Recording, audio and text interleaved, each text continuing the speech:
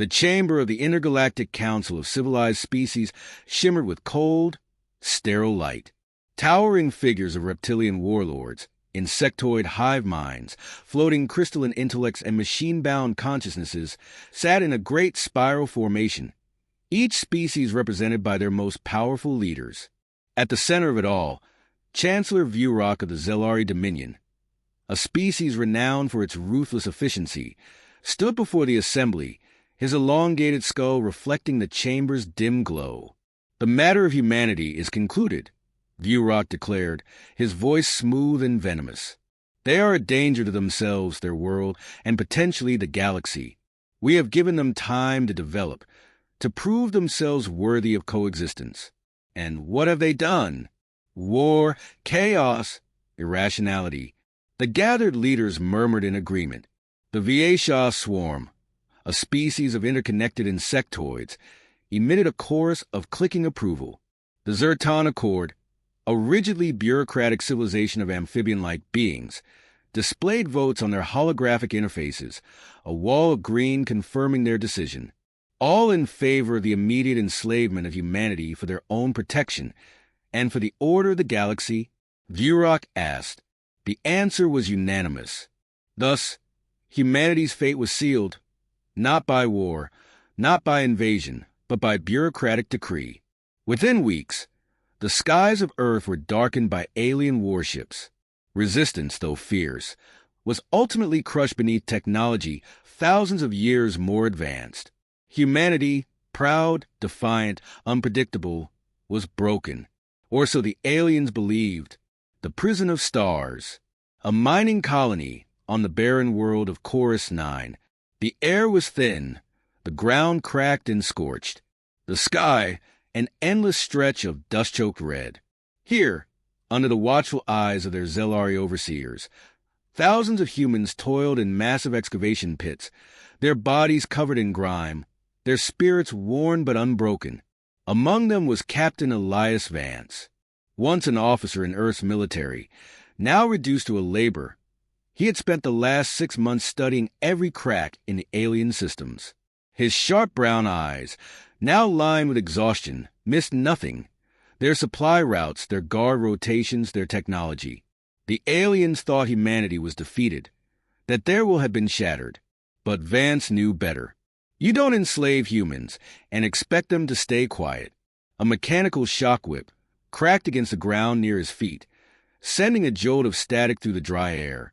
A Zelari enforcer, clad in shimmering black armor, stared down at him through a helmet of opaque glass. "Move faster, human," it hissed. Elias met the thing's gaze, his expression blank. Then he did something the Zelari would never understand. He smiled. The crew. Later, in the dimly lit barracks, Elias sat on a crude metal cot, watching as the other prisoners gathered in hushed conversation. The rebellion had already begun, not with guns or warships, but with ideas. Dr. Mira Patel sat cross-legged on a crate. Her dark eyes narrowed as she examined a stolen alien tool.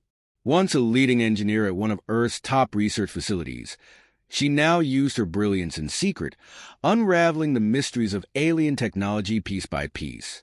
"This material," she muttered, running her fingers along the edge of the device. "This isn't metal. It's some kind of crystallized composite. If I can figure out how they process it, I might be able to disable their power cores." "Big if," said Danny Spaceman O'Reilly, sprawled lazily on a nearby bunk. He was a civilian before the invasion, a cargo hauler with an obsession for old sci-fi novels. Now, despite being in the same dire situation as the rest of them, he carried himself with an infuriating lack of concern. "But hey, if you do crack it, maybe we can build a warp drive out of spit and optimism." Mira rolled her eyes. "I'd settle for a bomb." Danny grinned. "Same thing, really." In the shadows, someone chuckled. Jinx, a wiry woman with an ever-present smirk, leaned against the wall, absently spinning a stolen data chip between her fingers. No one knew her real name. She was a hacker, a con artist, and an absolute nightmare for any system with a security protocol. "You're all thinking too small," she said. Sabotage is fine, but we need to go bigger. The aliens think we're manageable. We need to make them think we're a problem. Elias folded his arms. What do you have in mind? Jinx's smirk widened. Ever heard of weaponized stupidity? The first spark. The next day, the first act of defiance began. Elias and his crew weren't armed. They weren't soldiers anymore, but they had human nature on their side. It started small. The humans began acting erratic. When ordered to work, they would suddenly stop and break into song, loud, off-key, and nonsensical. Entire shifts of laborers began accidentally spilling tools, dropping cargo, or forgetting instructions in the most inconvenient ways possible. Danny took it a step further, convincing the aliens that humans had bizarre and sacred customs that had to be followed. When questioned, he solemnly explained that if humans weren't allowed to engage in their hourly synchronized clapping ritual, they would grow weak and die. It was nonsense, and yet the aliens, bound by their rigid logic, hesitated. Meanwhile, Mira and Jinx worked behind the scenes, slipping corrupted data into the alien systems. False reports of human psychic abilities began spreading. Rumors of invisible warriors lurking in the shadows. Alien overseers grew paranoid, second-guessing their own technology. The Zelari did not understand what was happening. How could they? No other species had ever fought back with sheer, unfiltered chaos. Elias watched it unfold with quiet satisfaction. The aliens thought they were breaking humanity. Instead, they had given them an opportunity. Then came the final stroke of brilliance. Mira had spent weeks analyzing the Zelari security systems, searching for a vulnerability, and she had found one. That night, as the guards made their rounds, a short pulse rippled through the camp. The security grid flickered. For the first time, the walls of their prison were open. Elias rose to his feet. "We're not just escaping," he said, voice calm, steady. "We're taking the fight to them." Jinx grinned. Danny cracked his knuckles. Mira nodded. Outside, the Zelari patrols were completely unaware. Humanity's real war had just begun. The lights in Barracks 12 flickered, casting erratic shadows across the rusted walls. The stale scent of sweat and mineral dust clung to the air. Elias Vance stood near the entrance, arms crossed, gaze locked on Dr. Mira Patel as she worked with a stolen alien interface. "Tell me we can do this," Elias said. Mira didn't look up. She sat cross-legged on a storage crate, sleeves rolled to her elbows, dark curls falling over her face as she worked. A thin glass panel, taken from a Zelari console, flickered in her hands, its strange blue symbols twisting under her fingers. "We can do this," she said, "if you give me 5 more minutes and nobody asks me stupid questions." From his bunk, Danny O'Reilly grinned. "Define stupid. Anything that slows me down," Mira shot back. Elias exhaled, half a sigh, half a chuckle. He turned to Jinx, who was lounging against the opposite wall, flipping a stolen data chip between her fingers. "How's our narrative going?" Jinx's smirk widened. "Oh, it's thriving." She tossed him a battered datapad. Word spreading across the labor camps. The Zelari are starting to believe we're more than just troublemakers. Elias skimmed the screen. False security reports. Conflicting orders. Stories of human prisoners demonstrating impossible abilities. Misinformation was a weapon, and Jinx wielded it like a knife. Increased psychic resistance detected among Terran laborers. He read aloud, eyebrow raised. Danny propped himself up on his elbows. "Hey! They already think we're weird. Why not make it official?" Mira huffed but didn't argue. The first real strike. The night cycle brought darkness to Chorus 9, but there were no stars. Only the dull red glow of security lights and the ever-present hum of force fields. Elias and his team moved quickly, their motions practiced, precise. They weren't soldiers anymore, but that didn't mean they'd forgotten how to fight. Jinx had already looped the security feeds. For the next 7 minutes, as far as the Zelari were concerned, Nothing was happening in Barracks 12. Mira crouched beside a control junction, fingers flying across the stolen interface. A small device, a makeshift EMP charge built from scavenged components, rested beside her. Danny stood beside her, hands in his pockets. So, just to clarify, when this thing goes off, we're not gonna, explode. Mira gave him a withering look. No, at least, not unless I did the math wrong. Danny took a step back. Relax, Elias said. We've tested smaller versions. It works. That's what they said about the Titanic, Danny muttered. Elias ignored him. Mira, do it. She pressed a final sequence of keys, then triggered the EMP. The effect wasn't dramatic. No explosion, no bright flash. Just a low, pulsing thrum that rippled through the mining compound. Then, silence. For a second, nothing happened. Then the force barriers flickered and died. For the first time in months, the prisoners of Barracks 12 were no longer trapped. Unleashing hell. The alarm should have blared. Guards should have flooded the compound. But Jinx's digital sabotage had made sure of one thing. The Zelari wouldn't even know what hit them. Elias and his team moved fast. They weren't alone. Word had already spread through the camp, and hundreds of prisoners were stirring, whispering, waiting for the moment to act. Elias had seen it in their eyes for months. They were waiting for permission to fight back.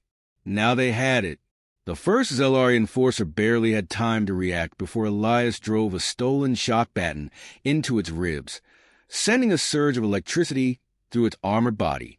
The alien collapsed, spasming. Danny, following close behind, crouched down and examined the unconscious creature. They always look taller when they're yelling at us. Elias ignored him. He grabbed the fallen Zelari's plasma rifle and tossed it to a prisoner behind him. Pass them out, he ordered. Anyone who can fight, arm them. Jinx's voice crackled over the stolen communicator. Heads up, boss. We've got about 10 minutes before they realize what's happening. That's more than enough, Elias said. Mira had already moved ahead, using the chaos to sever the compound's automated defenses. The more systems they disabled, the longer it would take for the Zelari to mount a counterattack. The rebellion was no longer a whisper in the dark. It was real. The unexpected twist. Just as things seemed to be going smoothly, a high-pitched, mechanical wail cut through the air. Myra's head snapped up. That's not an alarm. That's... The ground rumbled. Across the yard, massive reinforced doors slid open, revealing a new kind of enemy. Something the prisoners had never faced before. Hunter drones. Sleek, insectoid machines. Each the size of a man, their blade-like limbs gleaming under the dim red lights. Unlike the Zelari, these wouldn't hesitate. They wouldn't be confused by human trickery. Danny let out a low whistle. Well, that's inconvenient. Jinx's voice came through the communicator again, this time sharper. Change of plans, guys. Those things, not hackable. Elias didn't hesitate. Then we destroy them. The first drone lunged, its metallic limbs slicing through the air. Elias sidestepped, raising his stolen rifle and fired. A plasma burst struck the drone's head, sending it crashing to the ground. But not before a second drone tackled him, slamming him against the barricade. Mira grabbed a fallen shock baton, driving it into the drone's exposed circuitry. Sparks flew. The machine convulsed and collapsed. Danny yanked Elias to his feet. Next time, let's not fight the murder bots with our faces, yeah? Elias wiped blood from his mouth. Noted. More drones were coming.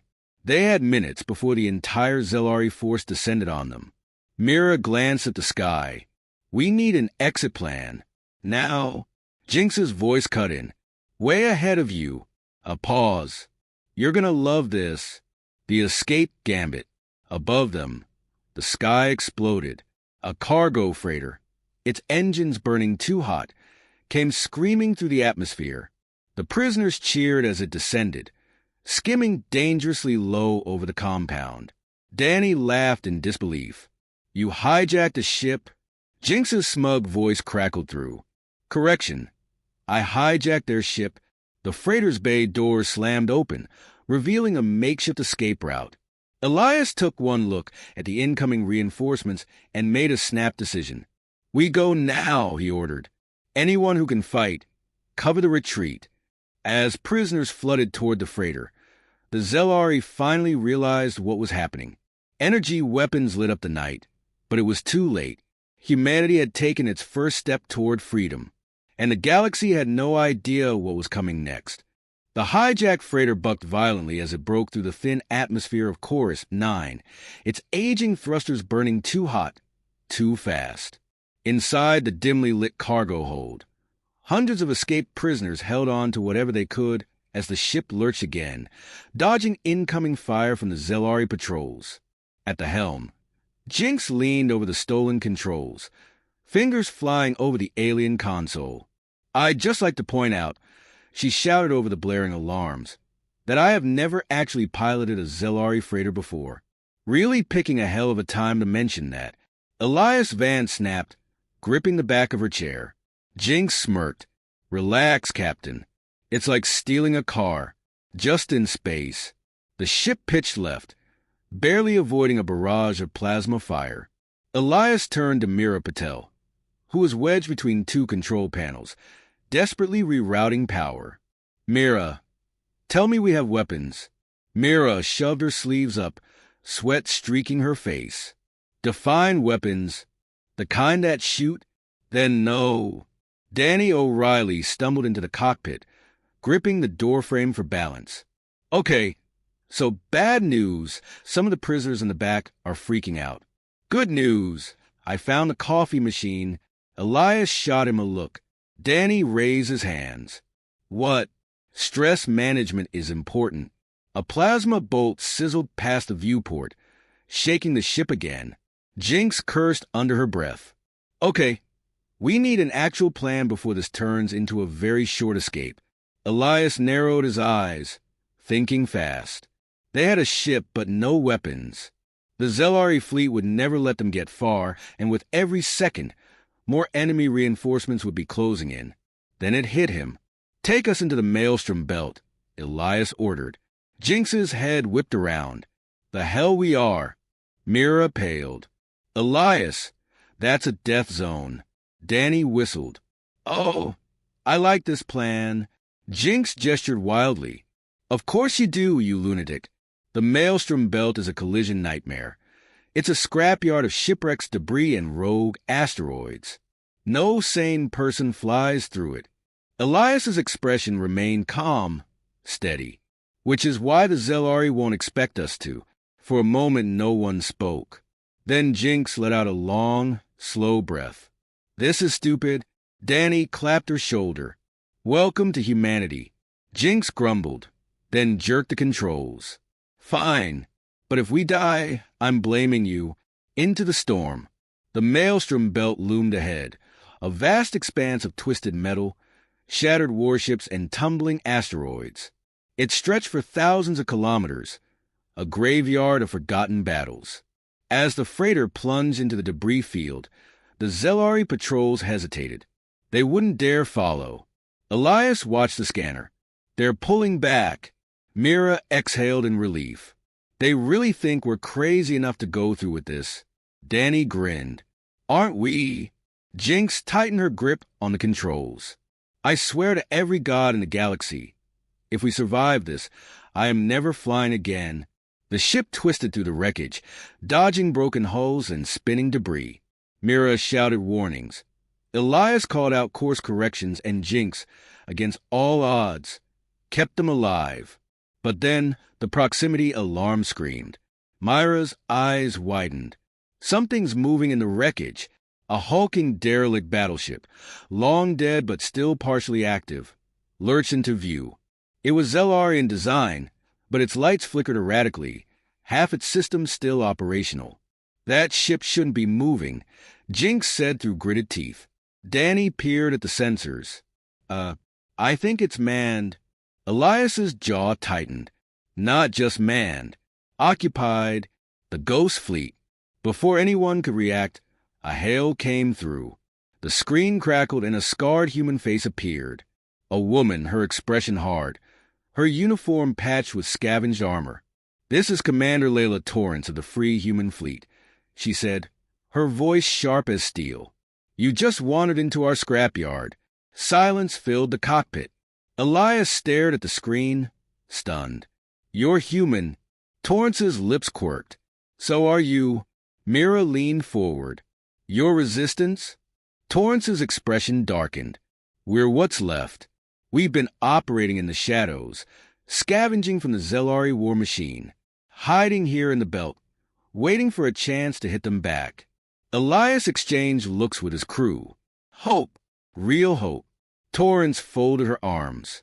"Now tell me, who the hell are you?" Elias straightened. "Captain Elias Vance. We just escaped Chorus 9. Torrance's expression shifted, respect flickering in her eyes. "Then you're exactly what we've been waiting for." Behind her, on the bridge of the derelict battleship, dozens of human survivors stood at attention. Engineers, pilots, fighters. A force waiting for leadership. Torrance's voice was steady. "We want to take the fight to the Zelari. The question is, are you in?" Elias didn't hesitate. "We're in." Torrance's lips curled into a wolfish grin. "Then welcome to the real war."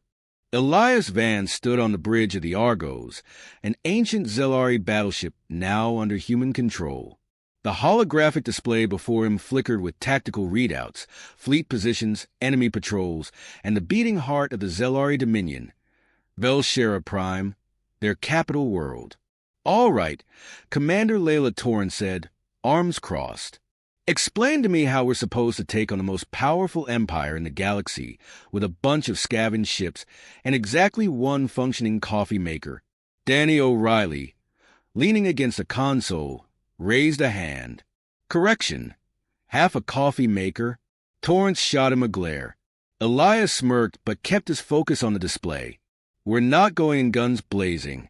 The Zelari have spent centuries at the top, convinced they're untouchable. We're going to show them just how wrong they are." He turned to Jinx, who sat on the floor. Tools spread out around her as she reprogrammed a captured Zelari AI core. "How's our little digital Trojan horse coming along?" Jinx didn't look up. "Almost done. Once I plug this into their main network, it'll make them think they're under attack from all sides." She grinned. "Best part? They won't even know it's fake until it's too late." Mira Patel, standing nearby with a datapad in hand, added, "And once their fleet scrambles to deal with the threat, we take Velshera Prime with minimal resistance." Torrance exhaled. "I can't decide if this plan is genius or suicidal." Danny grinned. "Both. That's our thing." Elias leaned forward, voice calm but firm. "We take the capital. We force a surrender. No drawn-out war. No prolonged suffering. Just a single, decisive strike." A silence settled over the room. Then Torrance nodded. "Let's do it." The fall of Velshera Prime. The Zelari High Command received the first distress call at 0300 Galactic Standard Time. An enemy fleet had appeared near the Draken Spiral, a Zelari trading hub. Then another alert. Then another. The reports came from opposite ends of the Empire, each claiming the same thing. A massive human attack force was striking key installations. Panic spread. Admirals scrambled to deploy ships. Entire fleets were redirected to counter a phantom invasion. Meanwhile, the real human force, just one battleship, 3 scavenged cruisers, and a fleet of stolen freighters, slipped into the heart of the Empire undetected. By the time the Zelari realized they had been tricked, it was too late. The Argos descended upon Velshera Prime, escorted by a swarm of repurposed civilian ships. Plasma cannons targeted planetary defenses, silencing them before they could react. Inside the capital, confusion reigned. Without their fleets, the Zelari government was exposed. Shock troops, former human slaves turned soldiers, stormed the citadel, seizing control within hours. Elias stood on the palace steps, looking down at the once mighty rulers of the Dominion, now cowering before him. The vote that ended an empire. Chancellor Vurok, the same alien who had led the vote to enslave humanity, now knelt in chains. His silver robes were torn, his expression twisted with disbelief. This is impossible, he rasped. Your species is primitive, disorganized, unworthy of... Danny cut him off with a low whistle. Man, you guys really don't learn, do you? Mira folded her arms. You voted to enslave us. Now, we're offering you a choice. Elias stepped forward. We can wipe out your government, burn your fleets, take everything. He let the words sink in. Then, quieter, he added, or you vote? Vurok's eyes narrowed. Vote? Jinx smirked. Oh yeah. See, your fancy little council decided humanity wasn't worth freedom. Now it's your turn. You're going to vote again, only this time it's about your own fate. The remaining Zelari leaders looked at each other, fear creeping into their expressions. Elias nodded to Jinx, who pressed a button on her wrist console. A holographic display appeared, showcasing a simple two-option vote. Option 1, surrender the Dominion, accept human oversight. Option 2, fight to the last breath. Elias's voice was cold. Choose wisely. The silence was deafening. Then, one by one, the votes came in, unanimous. Option 1, the Zelari Dominion had fallen. A new galactic order. The news spread like wildfire. Across the galaxy, once enslaved human laborers rose up, emboldened by the victory. Other alien species, some who had opposed humanity, some who had simply watched, reevaluated their place in the universe. On Velshera Prime, the human forces stood victorious. Elias looked out at the city skyline, the alien spires now marked with human banners. He could hear the celebrations echoing through the streets. Torrance approached him. So, what now? Elias exhaled. We rebuild. We make sure nothing like this happens again. Mira joined them. We should set up a governing council. Something to keep order. Danny sauntered over. Yeah. But more importantly, we rename this planet. Elias raised an eyebrow. To what? Danny grinned. New Earth. Jinx groaned. That's terrible. I love it, Torrance said, smirking. Elias chuckled, shaking his head. We'll take a vote. Mira rolled her eyes. Because that's worked out so well in the past. They laughed. Because for the first time in years, humanity wasn't running, wasn't fighting to survive. They had won, and the galaxy would never forget it.